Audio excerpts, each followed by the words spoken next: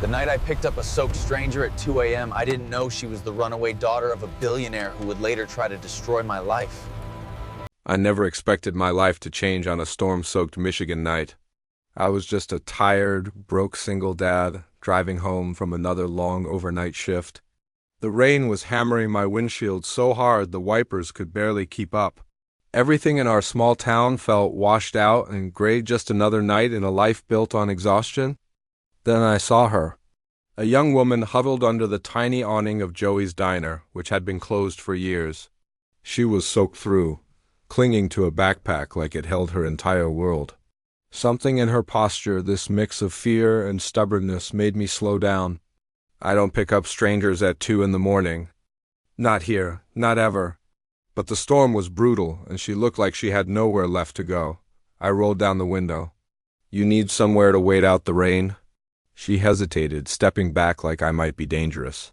Up close, I could see she was young, maybe mid-20s, wearing designer jeans and a thin jacket that were completely useless against the weather. "I'm fine," she said, her voice tense. "Storm's not stopping," I told her. "And there's no shelter nearby. I'm just heading home to my kid. You can sit on my couch until morning." No questions. She studied me for a long moment, taking in my soaked uniform and old Honda. I must have looked tired, but harmless. "You have a kid?" she asked. 7-year-old boy, I said. "I'm picking him up from my neighbors." Her expression softened just a little. "No funny business," she warned. "None, I promised." "I'm Tom?" After a pause, she said, "Kate." I knew right away it wasn't her real name, but everyone deserves their privacy. She climbed into the car, sitting pressed against the door. The ride to pick up my sleeping son, Lucas, was quiet. Kate watched as I gently tucked him into the back seat. "He looks like you," she said softly. "Poor kid," I joked, and she actually smiled, a small but genuine smile. At home, I gave her towels and a dry shirt. "Why are you helping me?" she asked. "Because someone helped me when I needed it," I said.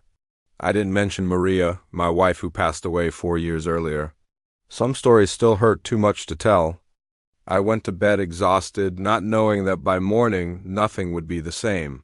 When I woke up, the smell of real, freshly brewed coffee hit me so hard I thought I was dreaming.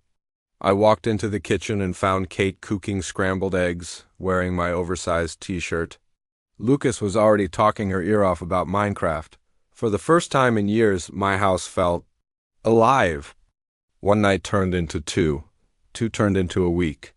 A week turned into something that felt like a family. Kate blended into our lives so naturally, helping Lucas with homework, cooking simple meals, leaving me little notes when I was sleeping between shifts. She never talked about her past, and I never pushed. But I noticed things, the way she jumped at loud noises, how she'd shut off her phone when it buzzed, the designer tag on her jeans.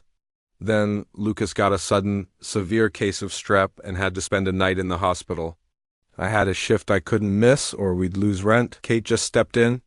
"I'll stay with him," she said, and she did, all night. When I got back in the morning, she was asleep in a chair, still holding Lucas's hand. Something inside me shifted. Trust, maybe, or something deeper. Life felt good for the first time in a long, long time, and then everything changed again. One afternoon, while doing laundry, something heavy fell from Kate's jacket, pocketed diamond and emerald necklace that looked like it belonged in a museum. It was worth more than everything I owned. When she came home, I held it out. "Found this." Her face drained of color. "My real name is Katherine Lawrence," she said quietly. "My father is Gregory Lawrence, Lawrence Media Group, one of the wealthiest, most powerful families in the country." She'd run away, trying to escape a life her father's empire controlled. I wasn't angry. I understood the desire to escape a life that was crushing you. But eventually, her father's people found her. A black SUV started circling our street every evening. Kate panicked, wanting to leave to protect us, but I told her she didn't have to run, not alone. Soon after, her father stormed our home with security, barking orders, trying to drag her back. But Kate stood right beside me. "I'm not leaving," she said. "He tried bribing me, threatening me, insulting me. But I didn't budge. So he retaliated.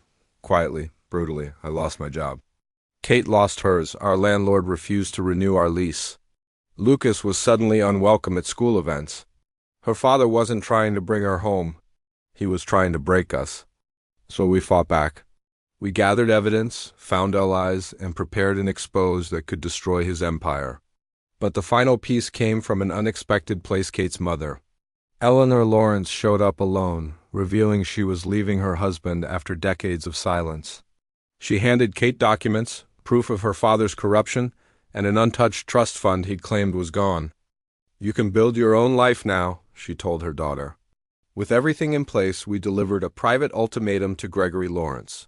Stop the attacks, remove the blacklisting, and leave us alone or we go public. He folded, completely. Kate negotiated the terms, ensuring my career and Lucas's future were safe. We moved to a new house. Kate opened a photography studio. I got a stable security job with good pay. Lucas thrived.